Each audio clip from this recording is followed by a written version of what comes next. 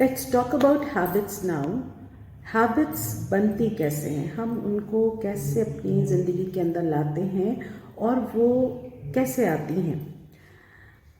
अब फर्ज कीजिए आपको एक रूम क्लीन करना है, अपना रूम क्लीन करना है। So what you have done, सब चीज़ों को जगह पे रखा, डस्टिंग की, सब कुछ किया, राइट। एंड आप अपना काम कर रहे हैं, बाहर चले गए, स्कूल से, कॉलेज से, अपने काम से वापस लौटे। अब लौटने के बाद आपने क्या किया, अपने बैग को फेंक दिया या जूतों को कहीं पर भी रख दिया, या like you have not put things in order where they suppose to be. तो क्या होगा, फिर से जो साफ सुथरा कमरा है, ढेर गंदगी का वहीं पर वापस रख जाएगा, क्योंकि अब सब कुछ फैला हुआ है। लेकिन अगर ये हैबिट कुछ ऐसी होती कि आपको पता है कि कौन सी चीज़ कहाँ रखनी है और आप उसको प्रॉपर एक जगह पर रखते, तो ये जो पाइल ऑफ मेस है, ये जो मेस हो गया वापस, वो नहीं होता। तो ये चीज़ किसके ऊपर डिपेंड करेगी, ये चीज़ होगी कि आप अपनी हैबिट्स को कैसे रखते हैं।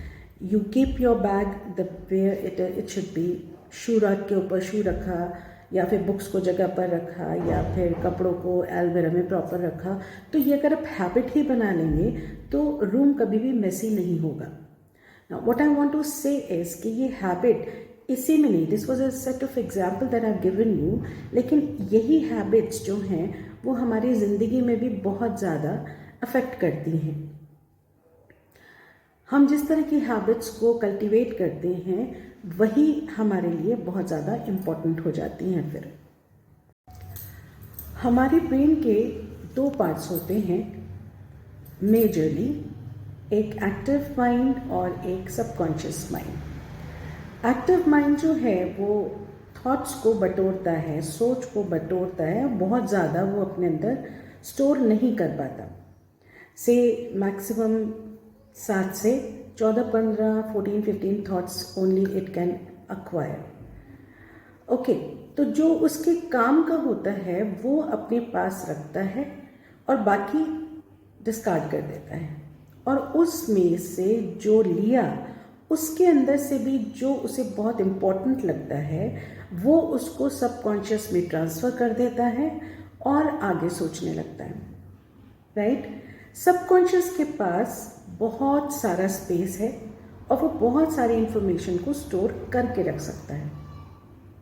तो जो इंफॉर्मेशन एक्टिव माइंड ने सबकॉन्शियस को दी है, सबकॉन्शियस उसके ऊपर रोज काम कर रहा है, daily it is working on it, and that's how habit is been cultivated. अब हमें पता है कि ऐसी सिचुएशन में हमें ऐसे ही काम करना है, तो हम उस तरह से काम कर जाते हैं और हम ये कहते हैं ये तो हमारी हैबिट है, राइट। वो गलत है, रॉन्ग हैबिट्स हैं, गुड हैबिट्स हैं, बैड हैबिट्स हैं, दैट्स अ डिफरेंट थिंग। लेकिन वो कल्टिवेट हो गई, वो बन गई, वो हमारे सबकॉन्शियस में चली गई, राइट। अब क्या हुआ कि मान लीजिए आपकी हैबिट है कि आपने बुक्स को जगह पर नहीं रखा, अलमीरा में या अपनी जगह पर नहीं रखा, तो वो बहुत सालों से आप करते चले जा रहे हैं, आपने पढ़ा, टेबल पर ही बुक्स है सपोज कीजिए, राइट। अब क्या हुआ, नाउ यू वांट कि वो हैबिट आप बदल लें, तो आप क्या करेंगे, रोज़ पढ़ने के बाद बुक्स को उठाइए और कहाँ रख दीजिए, अलमीरा में रख दीजिए। फिर जब जब आप पढ़ने बैठेंगे और उठेंगे पढ़कर, you have to pick up your books and keep it in the अलमीरा। So now subconscious will come to know that after studying, these books are to be kept in that almirah only. So करना क्या है, ये करना है कि जिस काम को, जिस हैबिट को आप कल्टीवेट करना चाहते हैं उसे आप बार बार करिए कुछ दिन, so that your mind understands that now it has to be done like that only. So क्या होगा कि वो जो हैबिट पहले थी वो हट जाएगी और जो नई हैबिट आपने कल्टीवेट की है वो वहाँ पर शिफ्ट हो जाएगी। अब हम ध्यान से सोचें तो एक्चुअली होता क्या है, हमारी सक्सेस के साथ होता क्या है, हम रिजल्ट पे कंसंट्रेट करते हैं कि हमें 80% लेना है, 90% लेना है, ज़िंदगी में ये करना है, मतलब हमारे ड्रीम्स, हमारे गोल्स बहुत सारे होते हैं।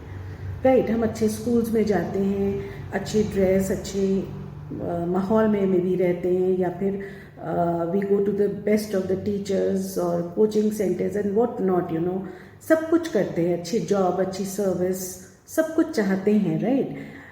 चाहते तो हैं, बट प्रॉब्लम इज दिस कि उस चाहने के पीछे जो काम होता है, उसके लिए आपने बुक्स भी खरीदी हैं, आप सब कुछ कर रहे हैं, बट द प्रॉब्लम इज जो इनर वैल्यूज़ हैं, ये सब जो भी हम कर रहे हैं ये आउटर वैल्यूज़ हैं, लेकिन इससे रिलेटेड जो इनर वैल्यूज़ होती हैं उस पर काम नहीं होता।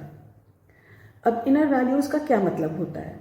इनर वैल्यूज़ का मतलब होता है कि आप पढ़ कर तो आए, राइट, आप स्कूल गए या कॉलेज गए या जॉब पर गए, आप जहाँ भी गए, या जो भी आप अपने आप से चाहते हैं, उस चाहने के पीछे का जो काम है, जो एफर्ट्स हैं, जो हैबिट्स हैं, जो सिस्टम्स हैं, वो नहीं बन पाते और उसमें कंसिस्टेंसी भी नहीं रहती।